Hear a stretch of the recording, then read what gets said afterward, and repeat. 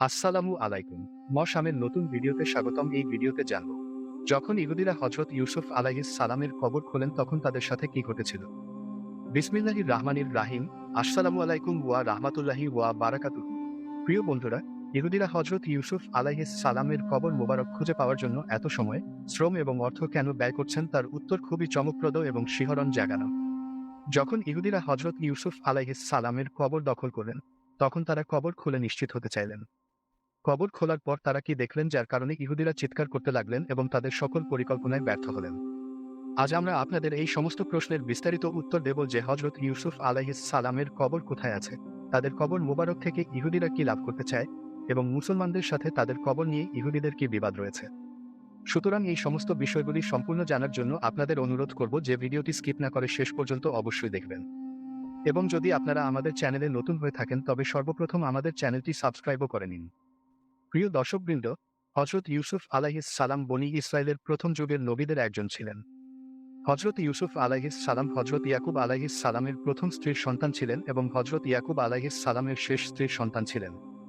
হজরত ইউসুফ আলাইহিস সালামের 10 ভাই ছিলেন যাদের মায়েরা আলাদা ছিলেন এবং একমাত্র সঠিক ভাই ছিলেন যিনি তার নিজের মায়ের গর্ভ থেকে জন্মগ্রহণ করেছিলেন এবং তার নাম ছিল হজরত বিনিয়ামিন। তাদের সবচেয়ে বড় ভাইয়ের নাম ছিল ইয়াহুদা, যার কারণে আজও ইহুদি জাতির নাম ইহুদি বলা হয়। হজরত ইয়াকুব আলাইহিস সালাম সেই নবী ছিলেন যিনি ইসরায়েল নামে পরিচিত ছিলেন এবং তার নামানুসারে ইহুদিরা বনি ইসরায়েলও বলা হয়। প্রিয় দর্শকবৃন্দ, হজরত ইয়াকুব আলাইহিস সালাম তার সমস্ত সন্তানদের সাথে বর্তমান ফিলিস্তিনে, যা সেই সময় কনান নামে পরিচিত ছিল, বসবাস করতেন।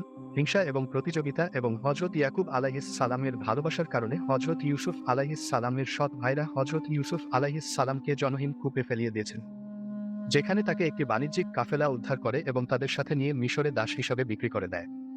এই সমস্ত ঘটনাটি পবিত্র কুরআনে হজরত ইউসুফ আলাইহিস সালামের নামে পরিচিত সূরা ইউসুফে উল্লেখিত হয়েছে। মিশরে দাস হিসাবে বিক্রি হওয়ার পরে বিভিন্ন পর্যায়ে বন্দিত্ব এবং পরীক্ষার মধ্যে দিয়ে যাওয়ার পরে হজরত ইউসুফ আলাইহিস সালাম অবশেষে অর্থমন্ত্রীর পদে উন্নীত হন এবং আল্লাহ রাব্বুল ইজ্জত তাকে নবুয়াত প্রদান করেন। এরপর হজরত ইউসুফ আলাইহিস সালাম তার পিতা এবং ভাইদেরও তার কাছে নিয়ে আসেন এবং আল্লাহ রাব্বুল ইজ্জত হজরত ইউসুফ আলাইহিস সালামের উম্মতদের মধ্যে তার অগাধ ভালোবাসাও সৃষ্টি করেন। হজরত ইউসুফ আলাইহিস সালাম অত্যন্ত সুন্দর এবং মনোহর ছিলেন এবং তাকে নবী কারীম সাল্লাল্লাহু আলাইহি ওয়াসাল্লামের সৌন্দর্যের অর্ধেকের সমান সৌন্দর্য প্রদান করা হয়েছিল।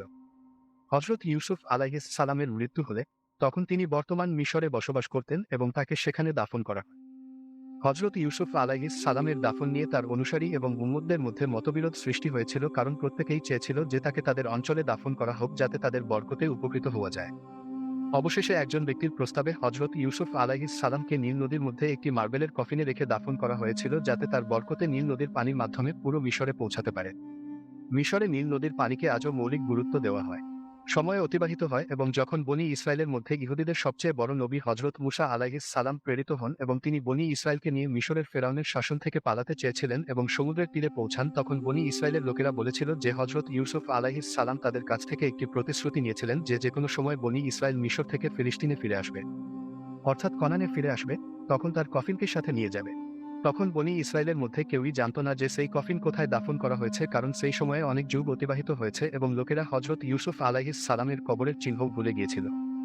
তদন্তের পরে জানা গেল যে একজন বৃদ্ধা আছেন যিনি এ বিষয়ে জানেন এবং তিনি হজরত মুসা আলাইহিস সালামের সামনে শর্ত রেখেছিলেন যে তাকে জান্নাতে হজরত মুসা আলাইহিস সালামের প্রতিবেশী হিসাবে এবং তার নৈকট্য প্রাপ্তি হবে এবং তার প্রতিশ্রুতি তাকে দেওয়া হবে তখনই তিনি কফিনের অবস্থান বলবেন। যার কারণে হজরত মুসা আলাইহিস সালাম তার উপর রাগ করেছিলেন, কিন্তু আল্লাহ রাব্বুল ইজ্জতের আদেশে তার শর্ত গ্রহণ করা হয়েছিল। এভাবে সেই বৃদ্ধার সাহায্যে হজরত ইউসুফ আলাইহিস সালামের সেই কফিন উদ্ধার করা হয়েছিল, যা মার্বেলের একটি বড় সুন্দর কফিন ছিল এবং তা নিয়ে হজরত মুসা আলাইহিস সালাম ফিলিস্তিনে এসেছিলেন। এরপর ইতিহাসে এটির কোন উল্লেখ নেই যে হজরত ইউসুফ আলাইহিস সালামের সেই কফিনকে ফিলিস্তিনে কোথায় দাফন করা হয়েছিল। যদি আমরা বর্তমান পরিস্থিতির দিকে আসি তবে ফিলিস্তিনে একটি শহর আছে যার নাম নাবলুস। নাবলুসে দখলের জন্য ফিলিস্তিনিদের মধ্যে 50 বছর ধরে লড়াই চলছিল এবং প্রায় 2 দশক আগে অর্থাৎ 20 বছর আগে ইহুদিরা নাবলুসে দখল করে।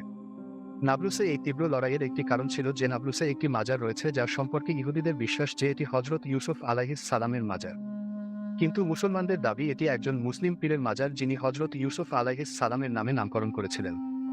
যখন ইহুদিরা এই শহরটি দখল করে এবং মাজারটি ইহুদিদের দখলে আসে, তখন তারা নিশ্চিত হওয়ার জন্য যে এটি সত্যিই হজরত ইউসুফ আলাইহিস সালামের মাজার কিনা এর খনন করতে চেয়েছিল। খনন করার সময় তারা একটি আশ্চর্যজনক এবং ভয়ঙ্কর সাপের মুখোমুখি হয়েছিল যাকে ইহুদিরা সমস্ত চেষ্টা সত্ত্বেও মারতে পারেনি। হতাশ হয়ে ইহুদিরা এই কাজ থেকে সরে আসলো কারণ তারা এর জন্য 50 বছর যুদ্ধ করেছিল। তারা এই ঘটনাটি চেপে রাখতে চেয়েছিল যাতে খননের বিশদ তথ্য বাইরে না আসতে পারে, কারণ এই ব্যর্থতা পুরো বিশ্বে ইহুদিদের হাসির পাত্র করতে পারত। এর পাশাপাশি ইহুদিরা মাটির নমুনা সংগ্রহ করে জানিয়েছিল যে কবর 1000 বছরের পুরনো নয়, বরং মাত্র 2 থেকে 250 বছর পুরনো। এটি মুসলমানদের দাবির সমর্থন দেয় যে এটি সত্যিই একটি মুসলিম পীরের কবর। সুতরাং ইহুদিরা এটির জন্য অনেক সম্পদ এবং জীবন উৎসর্গ করেছিল, তাই তারা এটিকে হযরত ইউসুফ আলাইহিস সালামের কবর হিসাবে প্রসিদ্ধ করেছিল এবং সেখানে একটি তাওরাত একাডেমি স্থাপন করেছিল যেখানে ইহুদিদের সন্তানদের তাওরাত শিক্ষা দেওয়া হতো। পরে তারা এই মাজারে একটি সামরিক চৌকি স্থাপন করেছিল কারণ তাদের বিশ্বাস যে হযরত ইউসুফ আলাইহিস সালামের কবরের বরকতে তারা প্রতিটি যুদ্ধে জয়ী হবে। হযরত ইউসুফ আলাইহিস সালামের কবর সম্পর্কে ইহুদিদের এই বিশ্বাসই আসলে তাদের জন্য এই আকর্ষণের কারণ। এই কারণেই তারা এত দীর্ঘ এবং তীব্র যুদ্ধ করে এই এলাকার নিয়ন্ত্রণ লাভ করেছিল, কিন্তু তবুও তাদের উদ্দেশ্যে ব্যর্থ হয়েছিল। বর্তমানে পুরো বিশ্বে কেউ জানে না যে হযরত মুসা আলাইহিস সালাম মিশর থেকে ফিলিস্তিনে ফিরে আসার সময় ফিলিস্তিনের কোথায় হযরত ইউসুফ আলাইহিস সালামের কফিনকে পুনরায় দাফন করেছিলেন। ইহুদিরা তাদের তাবুত সাকিনা এর মতো হযরত ইউসুফ আলাইহিস সালামের কবর মোবারককেও খুঁজে বের করতে চায় যাতে প্রতিটি যুদ্ধে তাদের জয় নিশ্চিত হতে পারে। তাবুত সাকিনা, যার মধ্যে হযরত মুসা আলাইহিস সালামের জুব্বা, তাদের পাগড়ি মোবারক, তাদের জুতা মোবারক, তাদের লাঠি মোবারক এবং অন্যান্য নবীদের স্মৃতিচিহ্ন সংরক্ষিত রয়েছে। এটি ইহুদিদের বিশ্বাসের গুরুত্বপূর্ণ অংশ এবং তাবুত সাকিনা বিভিন্ন সময়ে ইহুদিদের কাছে এসেছে এবং গেছে। এ সম্পর্কে আল্লাহ রাব্বুল ইজ্জত অনেকবার ইহুদিদের বলেছিলেন যে তারা এর নিরাপত্তা নিশ্চিত করুন এবং তাদের বিশ্বাস ঠিক রাখুন, তাহলে তারা প্রতিটি যুদ্ধে জয়ী হবে। তবে ইহুদিরা কখনোই বিদ্রোহ এবং অবাধ্যতার পথ ছাড়েনি এবং প্রতিবার আল্লাহ রাব্বুল ইজ্জতের আদেশের অবজ্ঞা করেছে। এর ফলে শেষ পর্যন্ত ইহুদিদের কাছ থেকে সেই তাবুতটি বখত নসর যখন বাবিল আক্রমণ করেছিল তখন কেড়ে নিয়েছিল এবং তারপরে কেউ জানে না যে তাবুত সাকিনা কোথায়। প্রিয় দর্শকবৃন্দ, আল্লাহ তার শেষ নবী মুহাম্মদ মোস্তফা সাল্লাল্লাহু আলাইহি ওয়াসাল্লামকে পৃথিবীতে পাঠিয়েছেন এবং যারা তার আদেশ এবং শরীয়তের অনুসরণ করবে না, ইসলাম গ্রহণ করবে না, তাদের জন্য এখন পৃথিবী এবং পরকালে দুটোতেই ব্যর্থতা নিশ্চিত। প্রিয় দর্শকবৃন্দ, এই ছিল আমাদের আজকের ভিডিও। আমরা আশা করি যে আপনাদের আজকের এই ভিডিওটি অবশ্যই ভালো লেগেছে। যদি আপনাদের আজকের এই ভিডিওটি ভালো লেগে থাকে তবে আমরা আপনাদের অনুরোধ করব যে আমাদের চ্যানেলটি অবশ্যই সাবস্ক্রাইবও করে নিন এবং সাথে থাকা বেল আইকনটি প্রেস করে নিন যাতে আমাদের আগামীর ভিডিওগুলির নোটিফিকেশন আপনার কাছে পৌঁছে যায়। সাবস্ক্রাইবও করার পাশাপাশি আমাদের ভিডিওগুলি লাইক করুন এবং আপনার মূল্যবান মতামত কমেন্টে জানান। কমেন্টে আপনি আপনার প্রশ্নও আমাদের কাছে পৌঁছাতে পারেন। আল্লাহ আপনাকে তার হেফাজতে রাখুন। আমিন।